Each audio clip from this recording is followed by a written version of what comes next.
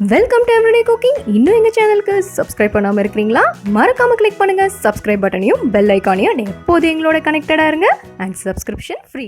இன்னைக்கு நம்ம கடலை பருப்பு சுண்டல் எப்படி செய்யுதுன்னு பார்க்கலாம். இதுக்கு ஒரு கப் அளவுக்கு கடலை பருப்பு எடுத்துக்கோங்க.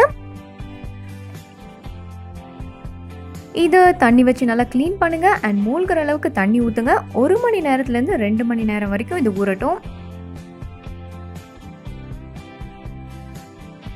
கடலைப்பருப்பு சீக்கிரமாக ஊறிடும். இதோ 1 மணி நேரம் ஆச்சு, நல்லா ஊறிடுச்சு. இப்போ ப்ரெஷர் குக் பண்ணிக்கலாம்.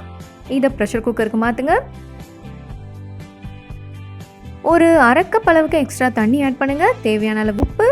அண்ட் இதை ப்ரெஷர் குக் பண்ணலாம். 1 இல்லைன்னா 2 விசில், ஏன்னா அதுக்கு மேலே நீங்கள் விசில் விட்டிங்கன்னா அது குழஞ்சிரும்.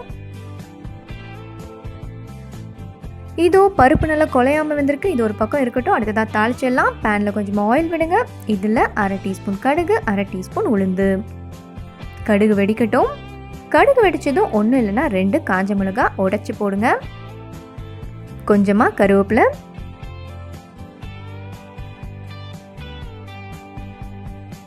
வேக வச்ச கடலைப்பருப்பு,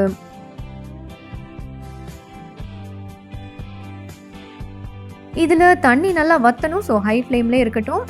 இப்போது ஒரு 1/4 டீஸ்பூன் அளவுக்கு பெருங்காயத்தூள் ஆட் பண்ணிக்கலாம். இதோட தேவையான அளவு உப்பும் ஆட் பண்ணிக்கலாம்.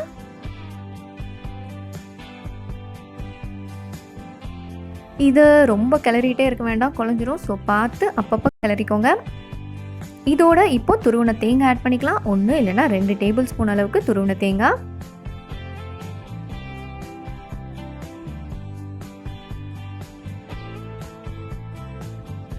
தண்ணி எல்லாம் நல்லா வத்துற வரைக்கும் இதை கிளறுங்க. இதோ நம்மளோட சுண்டலிங்க சூப்பராக ரெடி ஆயிடுச்சு. வேற ஒரு பாத்திரத்துக்கு மாற்றிடலாம்.